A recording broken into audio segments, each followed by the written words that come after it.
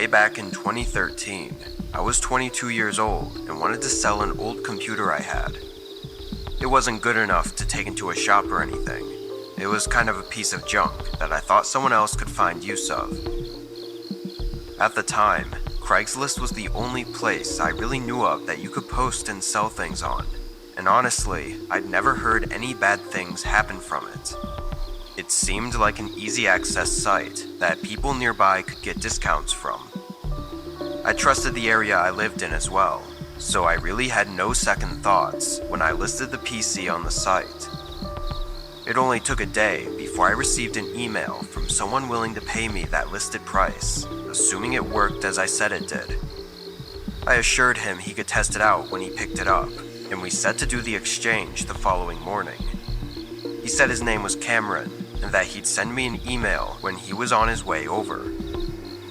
On the next day, I got up early and waited until 11 a.m. when he was supposed to show up.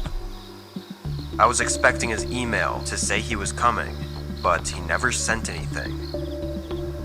At 11:15, with still no email or signs of him coming, I decided to just open up the blinds and watch TV while keeping an eye outside in case he did show up.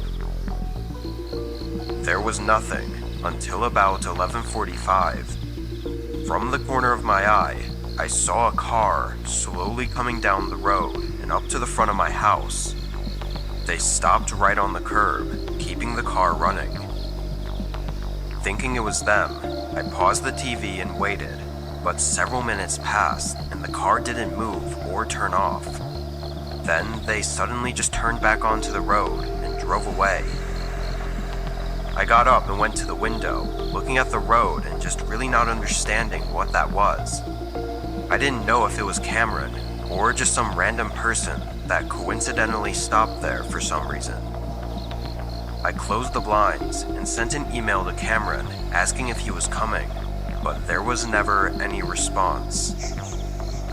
After an hour, I was done waiting and just went on with my day, forgetting about the whole thing. I had lunch and eventually dinner, then got in bed early around 9 p.m. because I had to work the next day.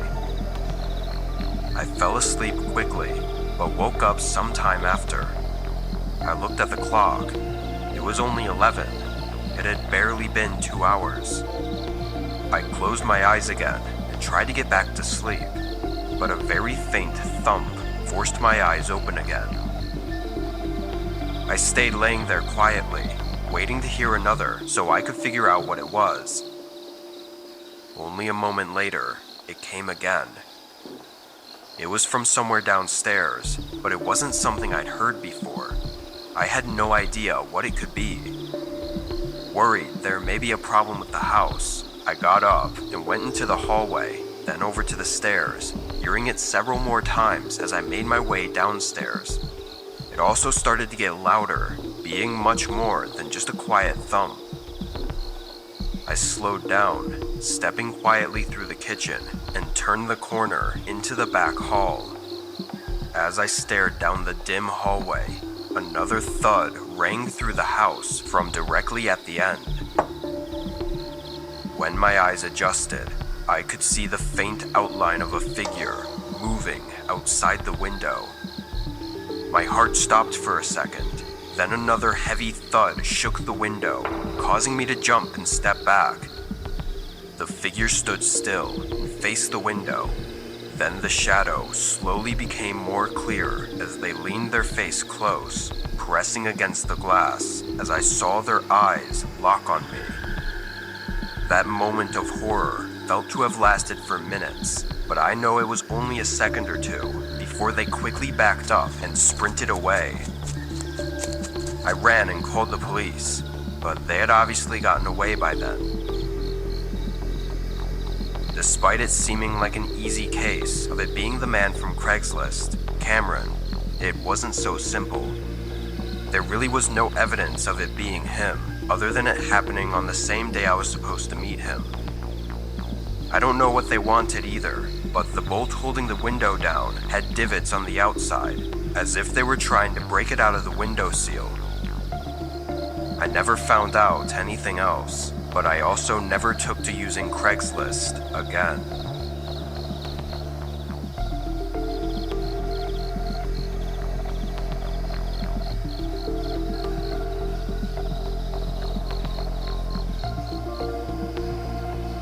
couple years ago, I moved out of my dorm room and into an apartment.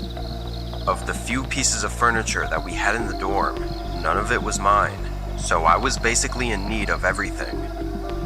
I had more money than I did before and was planning to save for a few more months before making a bunch of purchases on things for the apartment, but there were still a few things that I did need right away. One of these was a bed frame, but they were all really expensive, and after buying a new mattress, I was really not trying to drop a whole stack of cash on a frame. I pulled up a few used furniture sites, but landed on Craigslist as it had the most postings. A lot of them were really cheap, or even free, but they all looked horrible.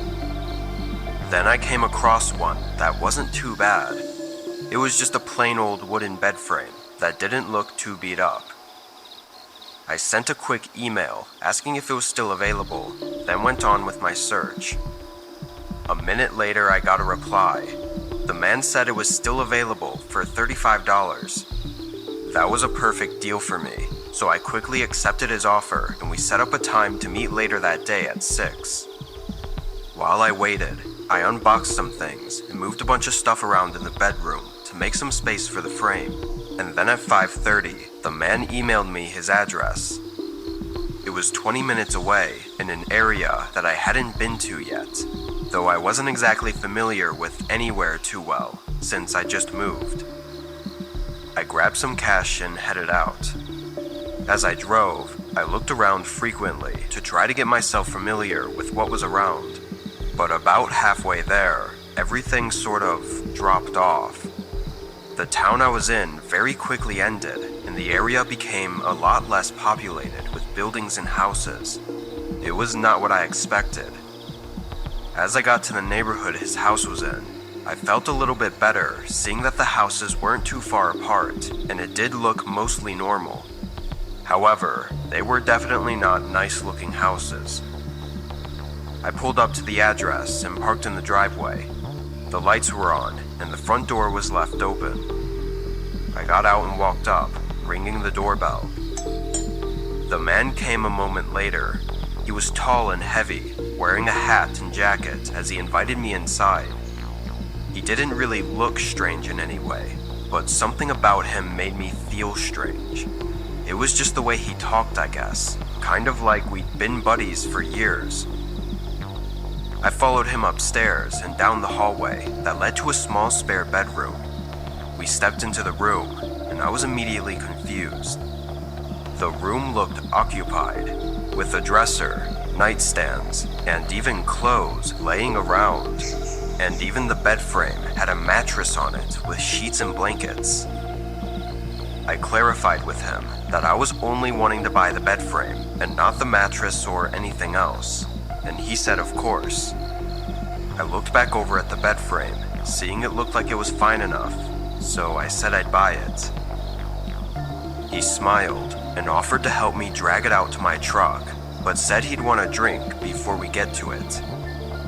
The man walked back into the hallway and came back surprisingly fast with 2 glasses of beers that he must have been keeping in the next room over. He held one out to me, but I politely declined. He looked confused and said it'd be fun, acting like we might as well hang out since we're here. I told him I was really busy tonight and really just wanted to buy the bed frame and head out, but he was getting really pushy. His smile became noticeably less genuine as he urged me to have a drink with him. I quickly stepped past him and into the hallway just to not be cornered in the small room, and I told him I was just gonna leave. I turned to walk out, and he immediately changed his attitude to being overly nice, apologizing and asking if I wanted to take the bed frame for free. I ignored him, walking faster down the stairs as I heard the man coming after me down the hallway. I was able to leave before he ever caught up, and only saw him standing at the front door as I pulled away.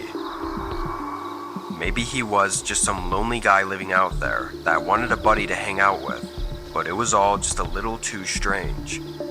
I mean, the bed and room were clearly in use by someone. When I got home that night, I checked the posting again, but it was gone. From my memory though, I knew the frame was shown by itself, with no mattress or anything. And come to think of it, it's even stranger that it wasn't like that when I got there, considering his intent was to sell it. But whatever that man was up to, I didn't like it.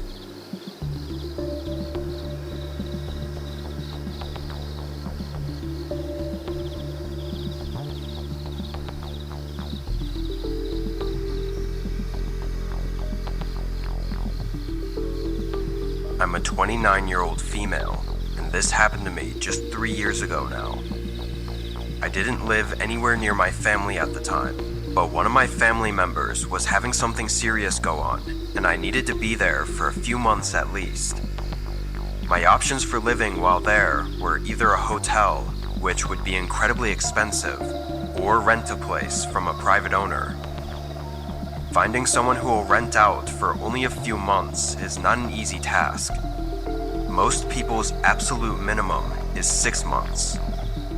I spent multiple full days looking online and basically had no luck until I got to Craigslist. I knew there was a renting section on the site, but I was trying to avoid it unless it was necessary. Fairly quickly though, I found a place not too far from where I needed to be. It was a very small house, which hopefully meant cheaper, and they didn't specify a minimum lease period. There was a phone number on the page, so I called it. An older sounding woman picked up.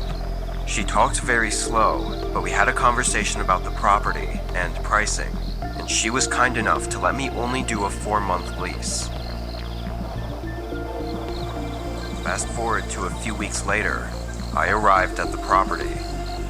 Again, it was somewhat close to where I needed to be, but it was also very far out of the way from the main city, and kind of tucked away in the woods. As previously discussed, the woman didn't meet me there, but instead left a key and some papers taped to the door. I went inside and took a look around.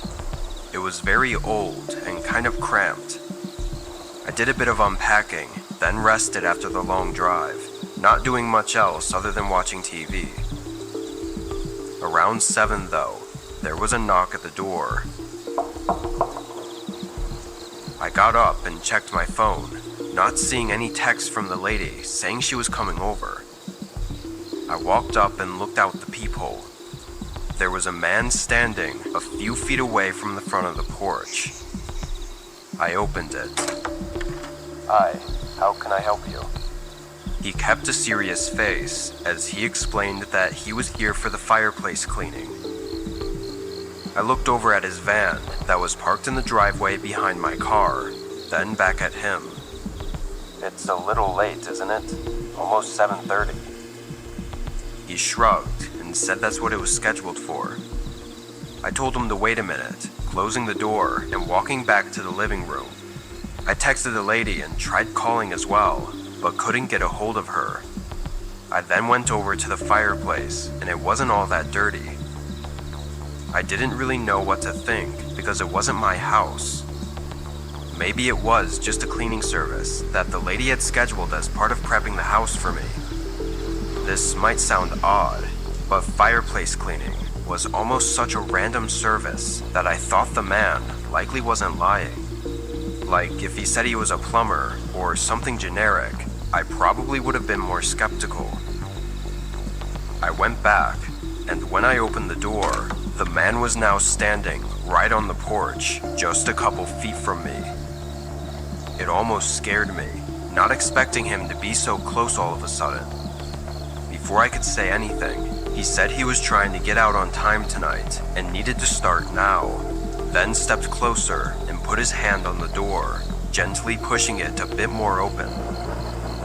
Now I was getting uncomfortable and rethinking everything. "Yeah, just give me one more minute and I'll let you in," I said, trying to close the door, but the man left his hand on it and kept it open. Knowing I couldn't close it if he wasn't going to let me, I had no choice anymore but to let him in. I walked him over to the fireplace as he followed me close behind. He went up and looked at it for only a second, and right as he turned around, I took my keys from the counter and ran out to my car. The man's heavy footsteps shook through the house as I got out and into my car. He ran up to the window just as I turned it on. With his van right behind me, I had to turn off the driveway and into the woods, dodging trees as I quickly made my way back to the pavement and eventually onto the road. I called the police while driving, too scared to stop. When officers arrived, he and his van were gone, having left the front door wide open. It plainly showed that he was not supposed to be there.